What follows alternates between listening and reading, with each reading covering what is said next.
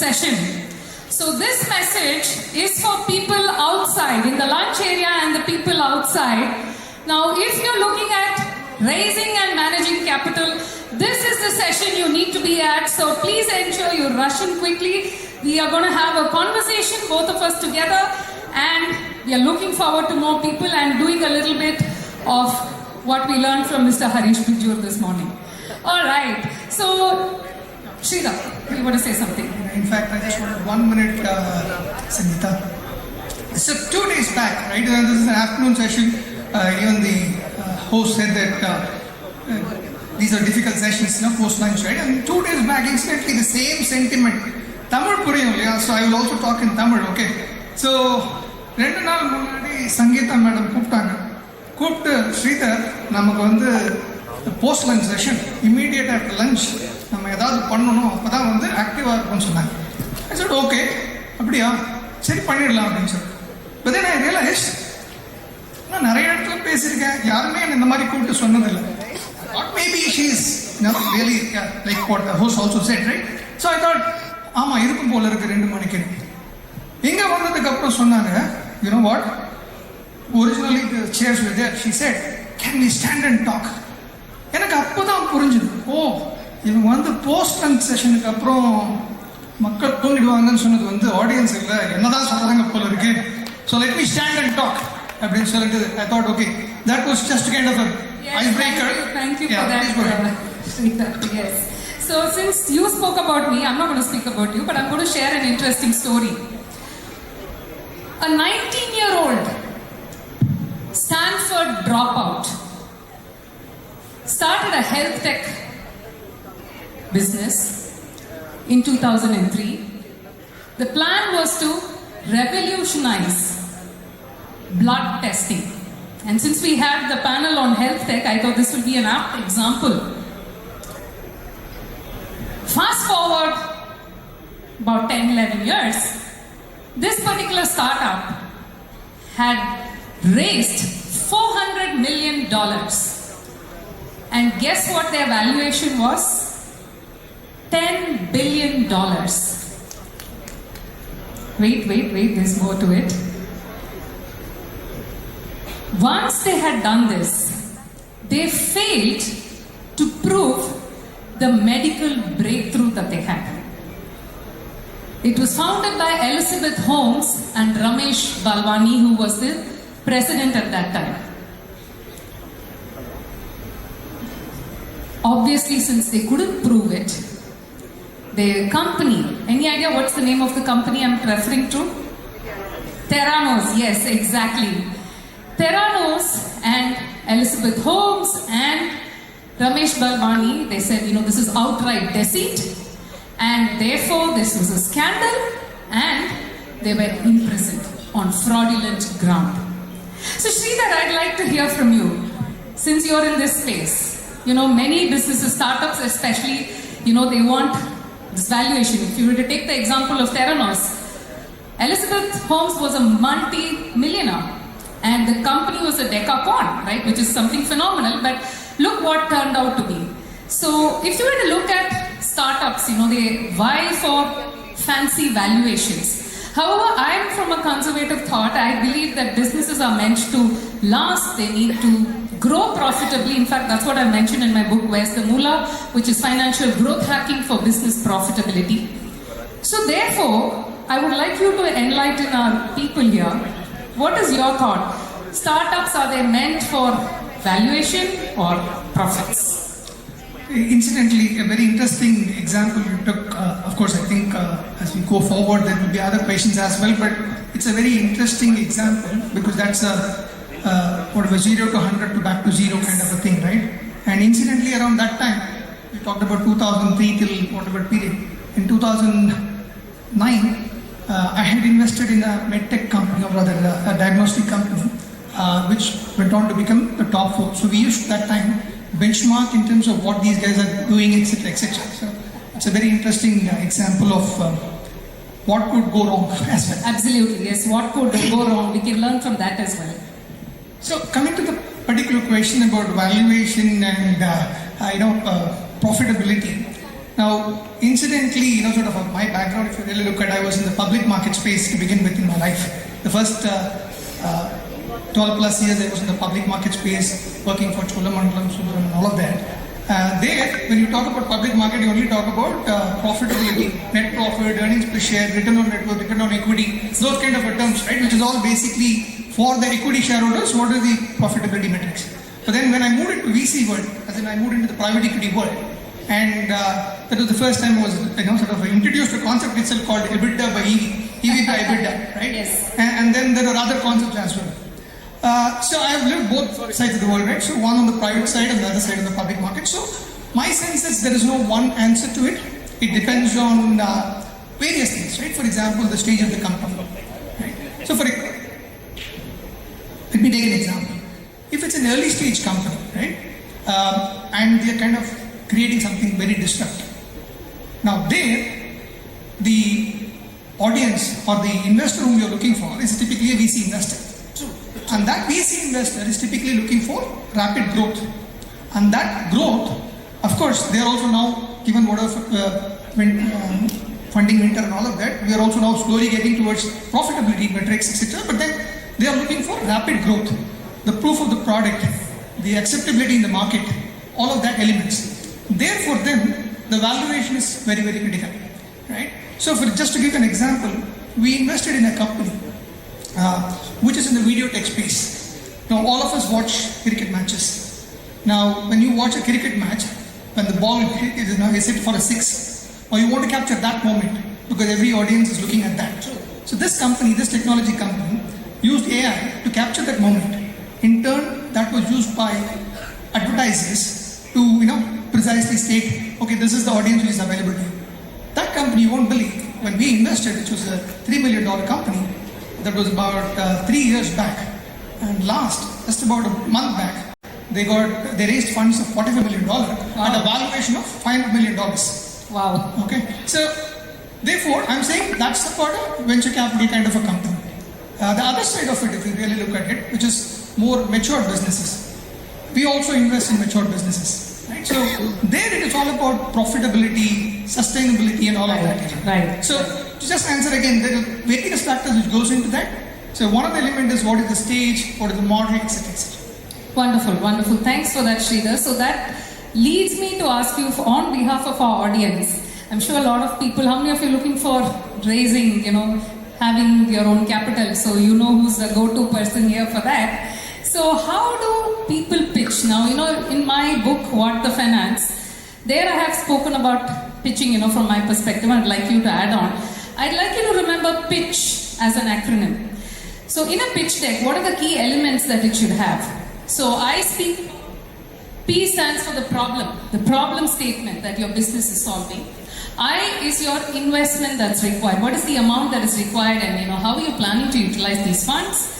T stands for your team. Who are there in your team? Who are the founders, co-founders? Are you working with any experts, industry experts, domain experts? Who are your coaches, your domain mentors, and so on and so forth? So speak about the team. C stands for your customer strategy. How are you planning to acquire your customers, and how you plan to go to the market and everything to do with the customers.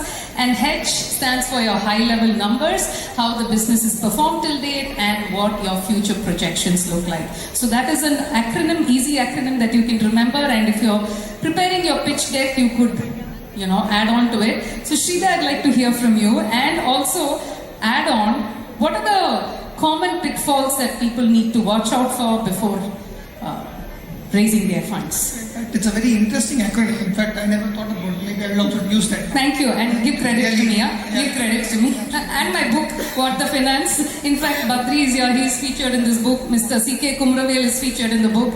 And tomorrow, Mr. Velumani is speaking. He is also featured in the book. So I've, got all their financial journey captured into the book, so it's an interesting read. Yeah, so on a lighter side, if I have to answer that question, raising capital, pitching to investors, Yes. is almost like, wooing your bride, right? Yes, In a way, right? Yeah. First and foremost, you go meet up with them, tell some story about yourself. Go on a date. Yeah, of course. Yes. But I come from a bit of a old school, so I'm still kind of arranged marriage world, right? So, yeah, of course, dates, right? So, you go tell some stories Right. and then talk about your qualities, talk about compatibility, what's your shared vision, where you want to do, all of that, right? If you really look at, sort of when you pitch for capital to an investor, it's almost a similar journey, right? Right. Because Right. you're going to be married with the investor for the next Absolutely. whatever number of years. Absolutely. Yeah. And it's all about trust. Yeah. It's all about faith, because Yes. ultimately the investor is handing over his money for trust. Of course, you also need to tell your story, what exactly you're going to do. Yes. So that was on a lighter side. But just kind of like what you said, pitch. So basically, what are people looking for? What is an investor I look for, right? So when you come, I look for what's your problem statement, as in what is the problem you're trying to solve, right? Now you say this is the problem and then this is the solution. Now the next question which I look for is, okay, what is your solution and how different is your solution vis-a-vis Nest? Now you say yes, there is a problem, there is a solution. My solution is a differentiated solution. The next question which I have is, okay, it's a differentiated solution. Okay, if you do all of this, how big is the market? Is this market big enough for you? Is it $1 billion market? Is it a $100 million market? The size of the market. Now you give that so that I don't miss out. I just noted down a few points. Ultimately, okay, that's a good business. Now, how will you make money out of the business? What's your business model? What's your revenue? How are you going to make that money? And then, today, if you've already started, how is the traction? Most important, you may not be making money. For example, when we invest very early, right? In those stages, the companies may not be profitable. But what we really look for certain metrics to see, okay, month on month, are you growing? Is your customer base increasing? All of that. So to then give a financial projection about what exactly you're looking for, and then finally ask for a specific funding requirement. Basically, how much money do you need?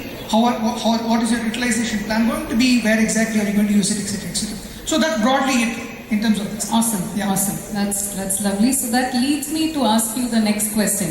What are the future trends? Now I'll tell you my observation. Again, this is another acronym I'd like to share. RACE for race. So RAISE. So what does it stand for? R, according to me, is renewable energy is one area that investors, I think, are looking to invest in. A is your automotive. What do I mean by that? Your electric vehicles and stuff like that. I is anything innovative. Anything driven by innovation is something investors like to invest in. S is your social cause, social impact that your business would want to create. And E is your ESG, environment, socio and governance. So I think that most investors like to look into these areas because they see a good future and potential growth and scalability. Of course, it's subject to your individual business. This is my observation and take. But Sridhar, what is your take on the future trends? Oh, in fact, I wouldn't agree for this session because she is taking almost all the answers correctly. Then what That's we the advantage of speaking first. Exactly. That's what I like saying. So basically, if you really look at it, what you said is correct. There are future trends in terms of EV, ESG, social impacting, etc., etc. But let's just go back in time, right? How have we evolved as a country? How have we evolved? You have to look at that, right? So we started in late 90s or early 90s. We started with a few bunch of guys who started writing some codes. And then we went in and said, okay, we can do this work for you. And then came Y2K. Then we started building up sort of expertise in software. And by 2000, 2005, we established ourselves as a software technology sort of experts. Then between 2005 and 50, we started using technology for business purposes. Whether it is a Flipkart, whether it is an Amazon, we just started realizing that we have an ability to adapt to technology as well. Of course, India has got a lot of talent.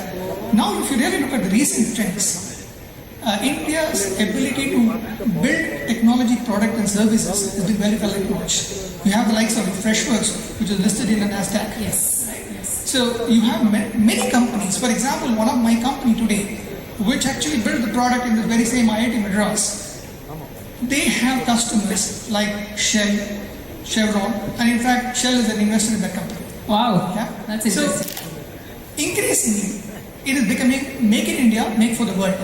So, and you would also agree that, the previous session, they were also saying how, for example, in health tech, if you're able to, because India is the least cost country, Yes, right? cost advantage, cost yeah, arbitrage. so therefore, if you're able to build for India, you are addressing almost 40% of the market, global market. True, true. So, therefore, there are technology areas where Indians have been able to establish their lead. So, just to add up a few more one more interesting thing which is happening in India right now is the domestic market itself is also becoming bigger. So, you have opportunities, for example, in defense tech, right, which is just opening up. Space tech. In fact, Clean tech. Clean tech. Yes. Now, if you really look at, for example, take the space tech, right? Who would have believed this was all, one joke, right? We built whatever satellite while Interstellar was taken for $300 million. So, but now, imagine from there, today there are companies in India which are saying, I would work on a space tech. I would, like what SpaceX does, I would bring back the, the rocket back again, right? And there are companies which are working and fairly successful and promising. And that is the companies which are looking at. So there are companies in space tech, defense tech. That's another interesting area. Interesting. So we've spoken, since the session is both raising and managing capital, I think we've covered a bit on the raising part. If we were to look at the managing aspect, like the saying goes, your top line is vanity, bottom line is sanity, and cash is reality. So what is your take? How can businesses, once they've raised the capital, because we've heard of so many financial fiascos that have happened, especially when it comes to managing the money, right? So that's quite a challenge that many businesses face. So what is your take on that? What is your advice that you would want to share on managing capital? See, first and foremost, when you talk about raising capital, first understand that the timeline of raising capital is by itself would be a very challenging one. Because when you are raising capital, you might have budgeted saying, okay, in the next 6 months I will do the fundraise. And the fundraise may take much more than that. So that by itself would be a kind of a challenge for you. Yeah. Of course, once you get the money, right, what exactly do you do with the money, right? And that's where I think, I would say, some element of proper budgeting should happen. Okay. People, should, because generally what tends to happen is the moment money hits your account, there are so many things that you want to do, right? True. And that is where, an element of proper budgeting, proper financial control, and people like, they should come to people like you to take advice and, to make sure that they stick to the plan. Right. They stick to what they've committed. Right. And, possibly that's what I would do.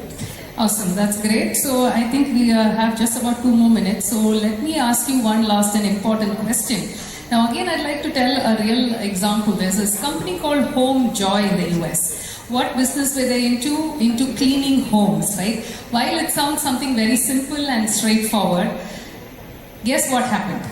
They of course raised capital, about $38 million they had raised. And they had recruited a lot of people to go and clean the homes. Now, their unit selling price, right? The selling price was $19 per home they were cleaning. But guess what? Their cost was $35. Now, it doesn't make logical sense to any of us, but well, this was the reality because they raised funds, they spent millions of dollars on promotions, a lot of wrong assumptions, and at the end of the day, their unit economics was flawed. Right? So, what are the key metrics that, especially businesses who want to grow and scale, and especially if they're being funded and want to manage it? Of course, in the case of HomeJoy, they had to just shut shop very soon. A bad exit, I would say. But what are the other? Some of the other things come to me is like your cost of customer acquisition and your cash runway, cash burn. So, what? Again, you're proving the very same point that you're the first speaker and therefore you take away. You can add on. You spoke about that. Actually, what you said is right? So, but having said that, again, the metric is not one size fits all, right? So it depends on again the stage of the company. For example, if it's more a mature company, then you're talking about cash flow, you're talking about profitability, you're talking about return on equity, all of those, return on investments, etc. But let me also tell you, venture, by definition, is risk capital. Risk capital. Risk capital. Yes. Right? Yes. So we go very much with our eyes open when we are making our investment. We also understand, right, that possibly 6 out of our 10 companies are going to fail. Yes. Okay? Yes. That's the name of the game. But what we expect the balance 4 to really deliver big. So like for example, the one company which you talked about possibly delivered me 1.5x of my capital, right? One company delivered 1.5x of my capital itself. So we look for such opportunities. Now, therefore, we cannot go back again on some traditional parameters. Absolutely, right? absolutely. So, but having said that, a clear focus on unit economics is very important. Because a model which is rooted on, okay, I'm going to burn money at a unit level is not a Yes. clear, no-go for us, for example. Absolutely. But having said that, will the company burn cash? Yes, it will, because the unit economics is still fine, but they are spending to build the company. Because, for example, very many examples. So we have 25 odd companies where we had made investment, out of which I would say about 15 of them have gone on to raise further funds, and we have possibly 4 or 5 of them really delivering big returns. So many of those companies you would have seen that the initial few years they would have burned cash. So typically, like what you said before, what's the cash burn, what's the burn rate, Yes. then how much have you planned for it, and one thing which we keep telling our founders is that the moment you raise your fund, you again start raising the next fund. Right? So it's almost like Yes. you're on a treadmill all the time. But that's the name of the game again. So True. typically you would see a VC funded company Right. raising capital almost like 18 to 24 months. And the ones which are going to become unicorn is somewhere Series D to Series E, right? About give or take about 5 to 7 years. So cash burn is one. Then the customer acquisition costs. Yes, That's the one yeah, like what yeah. you said. So yeah.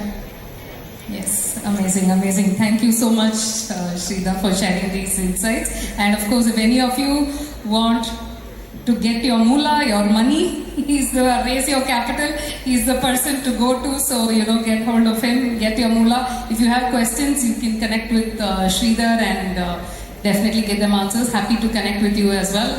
You can find me as the Gain Enabler on social media, so you can look up for me. I'm there on all the platforms. So wonderful. Thank you for being great audience, and over to Anita. Thank you. Thank you so much.